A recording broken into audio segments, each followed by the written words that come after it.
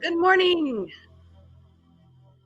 Let's convince ourselves that Monday, it's a good morning. I know for people who are retired, it is always a good morning. For the rest of us struggling to make it into work, it is a good morning. It is a choice. Hi, my name is PK. This is Bookeemonsters, and it is Monday, August 28th. We're almost done with the month, which is just crazy. And we are here to look at new releases. Today we'll be looking at the mysteries. Let's check in real quick. Hi, Mary. Good morning, and everyone. Happy Monday. Yes, it is Monday again. Had a lovely mini family reunion in Richmond over the weekend, and back to reality once again. Oh, I bet that was so wonderful. Morning, Alicia. Hope you're feeling the cold. I thought yesterday morning was mostly gone, and then in the afternoon, I got that head feeling again. So it's lingering a little bit. It hasn't taken full power yet, but it's lingering. They're saying hi. Yes. Yes, memories. All righty. Good. Morning, Jen. Yes. Let us all put out good vibes that it's going to be a good day. Let us jump into the new releases. I'll turn this off. And we'll get rid of the banner. And then let's go to this page that I am looking at is bookriot.com. And this is not comprehensive. I believe it just does the main publishers, but it does let us look at, it's a starting place, and it lets us filter out the different genres. All right, first up, Good Bad Girl by Alice Feeney. This one's going to be very popular because she is a very popular author amongst the younger booktubers I have seen. 20 years ago, a baby was stolen from a stroller. Now, when someone at a care home is killed, 4 women are snared in a complicated web. Edith may have been tricked into a nursing home, but at 80 years young, she's planning her escape. Patience works there, cleaning messes and bonding with Edith, a kindred spirit. But Patience is lying to Edith about almost everything. Edith's own daughter, Cleo, won't speak to her, and someone new is about to knock on Cleo's door, and their intentions aren't good. With every reason to distrust each other, the women must solve a mystery with 3 suspects, 2 murders, and 1 victim. If they do, they might just find out what happened to the baby who disappeared, the mother who lost her, and the connections that bind them. Domestic-ish thriller drama. Happiness Falls by Angie Kim. When a father goes missing, his family's desperate search leads them to question everything they know about him and one another.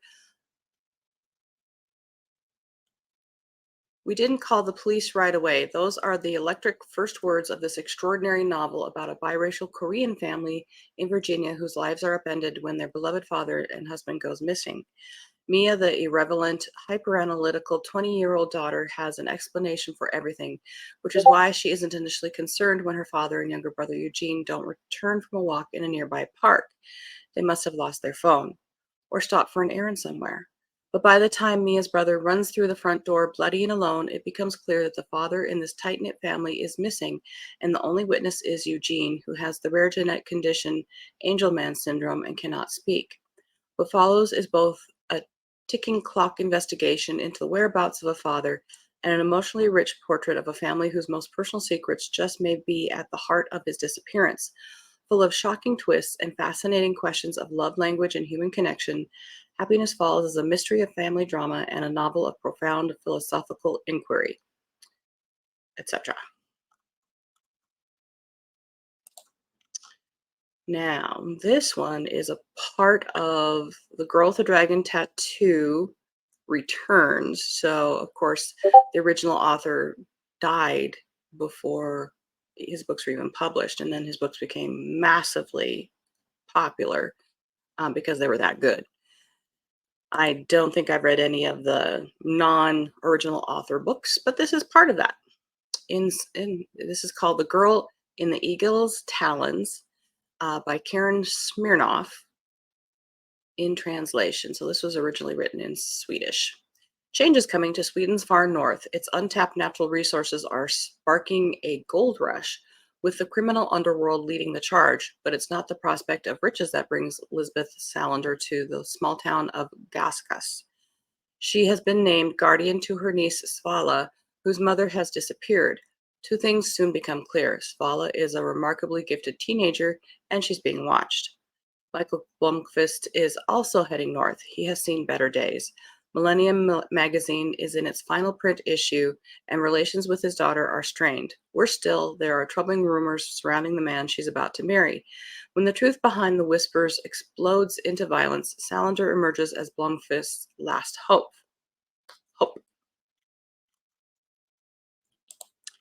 Maybe someday I will pick up that.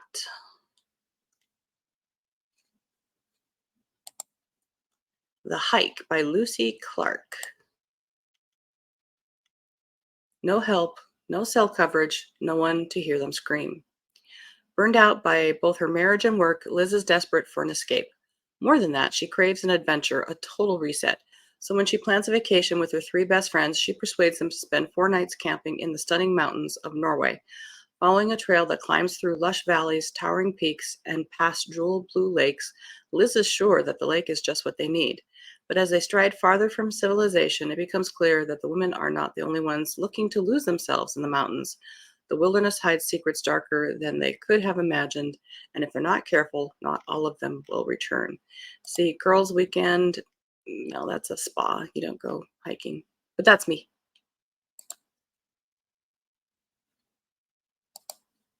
The Reunion by Kit Frick. Young adult mystery thriller. 11 Mayweathers went on vacation. 10 came home. It's been years since the fragmented Mayweather clan was all in one place, but the engagement of Addison and Mason's mom to the dad of their future stepbrother Theo brings the whole family to sunny Cancun, Mexico for winter break. Add cousin Natalia to the mix, and it doesn't take long for tempers to fray and tensions to rise. A week of forced family fun reveals that everyone has something to hide, and as secrets bubble to the surface, no one is safe from the fallout. By the end of the week, one member of the reunion party will be dead, and everyone's a suspect. The peacekeeper, Addison needs a better hiding place. The outsider, Theo just wants to mend fences. The romantic, Natalia doesn't want to talk about the past. The hothead, Mason needs to keep his temper under control. It started as a week in paradise meant to bring them together, but the Mayweathers are about to learn the hard way that family bonding can be deadly. The Sunset Years of Agnes Sharp by Leonie Swan. A quirky group of seniors attempts to solve one murder while covering up another with the help of an enterprising tortoise. It has been an eventful morning for Agnes Sharp and the other inhabitants of Sunset Hall, a house share for the old and unruly in the sleepy English countryside. Although they have had some issues, misplaced reading glasses, conflicting culinary tastes, decreasing mobility, and gluttonous grandsons, nothing prepares them for an unexpected visit from a police officer with some shocking news. A body has been discovered next door. Everyone puts on a long face for show, but they are secretly relieved the body in question is not the one they're currently hiding in the shed. Sorry, Lilith. It seems the answer to their little problem with Lilith may have fallen right into their laps. All they have to do is find out who murdered their neighbor so they can pin Lilith's death on them, thus killing 2 old birds with one stone cold killer. With their plans sorted, Agnes and her geriatric gang spring into action. After all, everybody likes a good mystery. Besides, the more suspicion they can cast about, surely the less will land on them. To investigate, they will step out of their comfort zone into the not-so-idyllic village of Duck End and tangle with sinister bakers, broken stairlifts, inept criminals, the local authorities, and their own dark secrets. Sounds almost a little like Arsenic and Old Lace, but different, but definitely on trend. Seniors are definitely a very popular investigator right now. What Happened on Hicks Road by Hannah Jane. Definitely looked young adult, and it is. It's a young adult mystery thriller. When Sadie hits something in the road one night, she's determined to find out what or who jumped in front of her car, even if it kills her. Sadie Oliver is loving her new life in California. For the first time, she has friends and a normal teenage life filled with parties and pranks. But when one of those pranks goes horribly wrong, Sadie hits someone with her car on a dark, winding road, or at least she thinks she did. Though her friends are quick to convince her that they didn't see anything, Sadie can't shake the vision of the girl in the headlights. Bloody hair, wide, terrified eyes, lips parted in a scream. When she goes out to investigate, there's a slight dent in the car, but that's it. No body, no blood. Sadie wants to go to the police, but how can she? She shouldn't have been driving, and as her friends remind her, there's nothing to tell. But when a note that says, "Find me," is slipped through Sadie's window, she fears that she's either onto something big or slipping deeper into the illness that took her mother. That sounds a little freaky. I don't think it's my cup of tea. Spa wins every time. Hiking, exactly. I don't care if there's a spot at the end of it. Just go to the spa. Yeah. Okay. Let's go to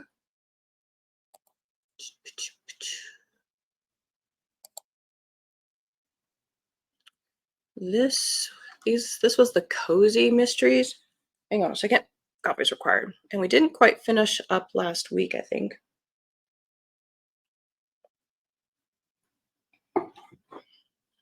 Coffee is required.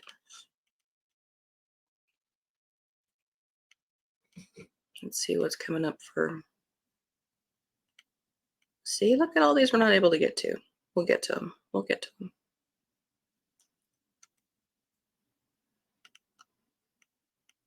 These are the ones. Oh my goodness.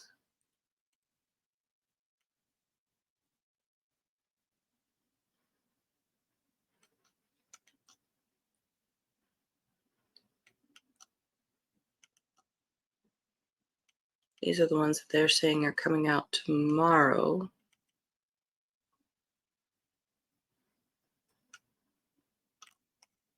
All right, so let's go back up here. These are the ones that they are saying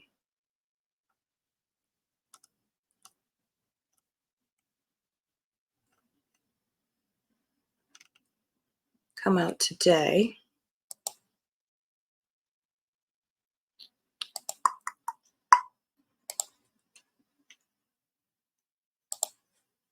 That is, so many, particularly in certain genres like cozies, they're not holding to the traditional release day of Tuesdays because they are not being released necessarily through the main publishers.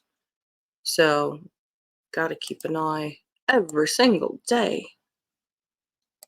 All the better for us. So, Death 101, Extra Credit by Kelly Brackenhoff.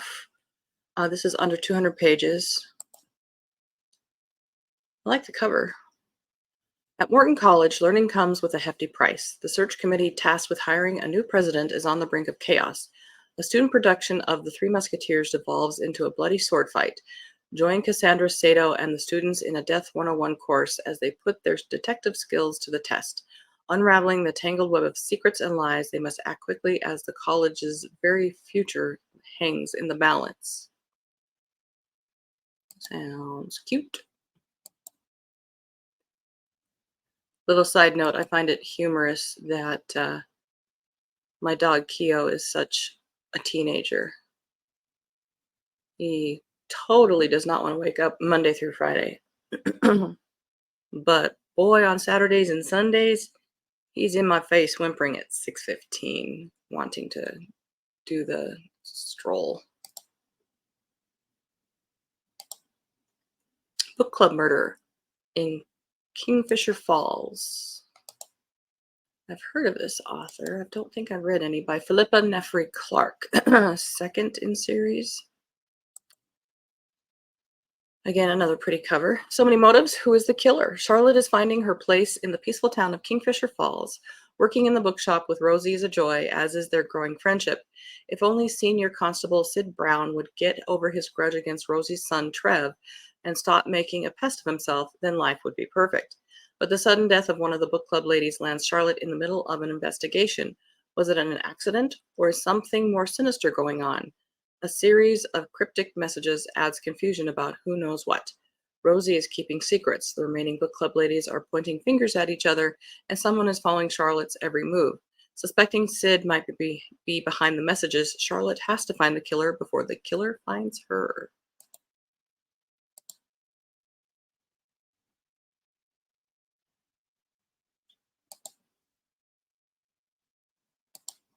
Murder in Tolland by David M. Hamlin.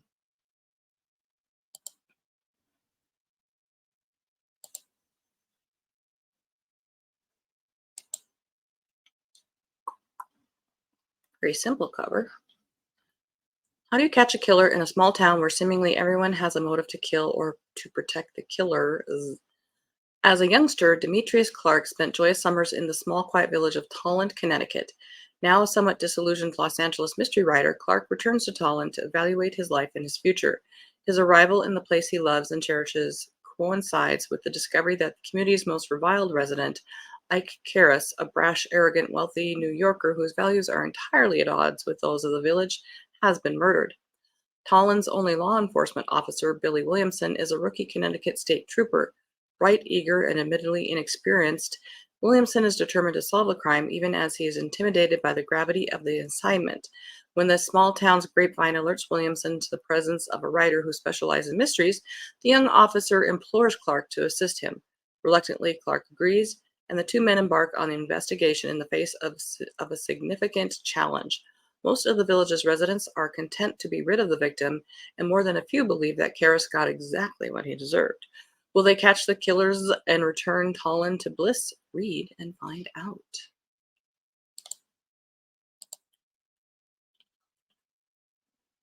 All right, and these are the traditionally being released on Tuesday books, so more mainstream publisher. Wedding Bells Brew Murder by Carolyn Arnold, second in series. With all the guests of Sarah and Sean's wedding suspected of murder, her walk down the aisle will need to wait. Everything is going perfectly on the big day until Sarah opens the door of her bridal suite. Darlene Day, who made the wedding cake, falls into the room, a serving knife plunged into her back. As the organists start to play Here Comes the Bride, Sarah calls a pause to the proceedings. There's a murder to solve, and the motive may be in the icing. You can do it after the wedding, honey. Ah, Darlene wasn't the most loved person in the small town of Cotton Spring Falls, but rumor has it that she refused the offer of a big franchise to buy her bakery. Did they go so far as murder to put her out of business? And when it's discovered their wedding cake was poisoned, Sarah and Sean could have been the intended victims all along. Did Darlene stumble upon the killer's conspiracy and they silenced her before she could reveal their secrets? Is someone on the invitation list or the mysterious wedding crasher? As long as the coffee is hot and Sarah has Sean and her Beagle Magnum at her side, she isn't going down in a heap of tulle and lace. Still, you should have gone through with the wedding and then you can solve afterwards. That's just me.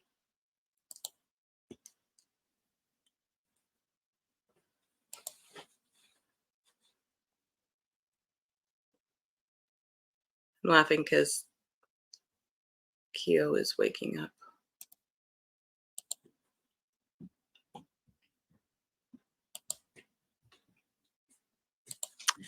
Manic Witchy Dream Girl, book number 7 by Sarah Bourgeois.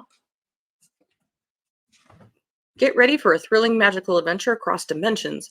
When Daphne and her friends accidentally fall through a portal into an alternate reality, I hate it when their lives are turned upside down. Now they must navigate a strange new world that mirrors their own, solve a mysterious murder, and find a way back home. With danger around every corner, help from unexpected allies, and a dash of romance, Daphne and her crew take you on an exhilarating cross-dimensional ride you won't soon forget. Can they harness their own magic, outwit a deranged killer, and reunite with the people they love? Find out in this fantastical page turner that combines mystery, magic, and multiverse mayhem. If you're looking for a fun Halloween, not scary Halloween.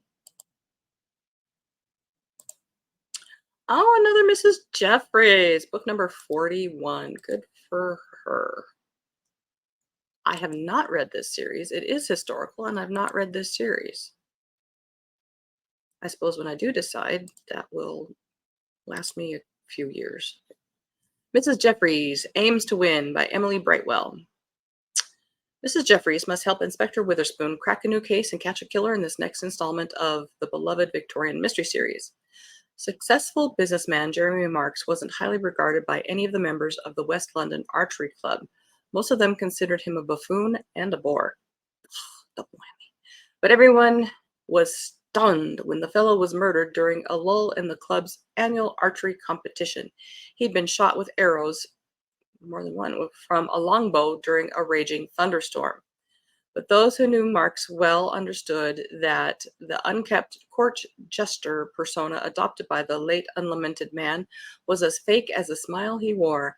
As Inspector Witherspoon investigates the murder, he discovers the victim had real enemies among the assembled archery contestants. Marx was notorious for not paying his bills, cheating vendors, bad-mouthing business rivals, and worst of all, betraying his business partners.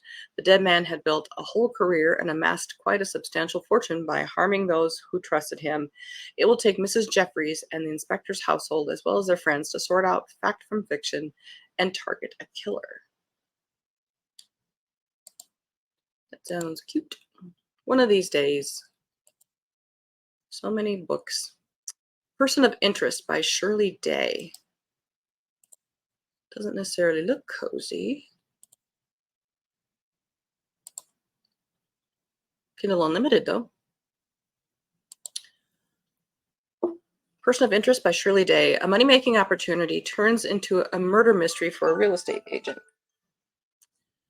In the suspenseful new tale from the author of Reap What You Sow. Real estate is a competitive business, and Kirsten likes to work the angles, so she keeps an eye on the obituaries and has a mortician notify her when a property is about to go on the market.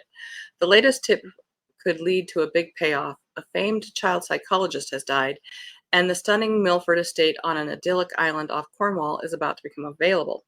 Kirsten makes sure to mingle among the bereaved and pass along her business card. However, when she witnesses an apparent blackmail attempt and a near-fatal accident, Kirsten decides it's time to leave. But with the local roads closed, she can't get away. As the body count rises, Kirsten finds she's a suspect as well as a potential victim. And if the killer isn't caught soon, someone might be writing Kirsten's obituary, ... Actually, that sounds very clever way of prolonging a series. She has a good reason to be coming across dead bodies. We'll stop there because the bell has rung. Mrs. Jeffries looks good. I read one of them 1,000 years ago. Yeah. Have a good day, Jen. Thank you for showing up. Appreciate it. Bye, she says. Okay. So we are done for today. That is the mysteries this week. We will do more of these cozy mysteries as we go through the week. Tomorrow we'll be hitting the romances and sci-fi fantasy, and then Wednesday's usually fiction, but we'll always be hitting more of these cozy mysteries because there's a ton of them. Change in our schedule this week. I was contacted by Sarah from the Bookish Knitter that Saturdays, her reading sprint day, is not working for her. She would like to spend time with her husband. So I agreed to not do Wednesday evenings so that she could do Wednesday evenings. So my reading sprints in the evening are now Tuesday and Thursday, and then I'll be doing Saturday afternoons. So every other day, Tuesday, Thursday, Saturday. Same time, Tuesday and Thursdays at 6:05 Mountain Time, 8:05 Eastern. On Saturdays, it'll be 1 p.m. for at least 3 hours, maybe more. So we'll see how that goes. Tomorrow will be, our morning shows are still the same. Thanks so much. Hope to see you later. All right. Appreciate that. Thank you so much, everybody. Have a good Monday. Do your best. Choose, make good choices, but mostly choose the positive rather than the negative. And hope you are reading good things. We will share that maybe on the sprints or maybe tomorrow. I apologize. We always run out of time. And as the banner says, don't be a bookworm, be a bookie monster. Nom nom. Thank you so much. Please hit like and subscribe and tell people. Have a good day.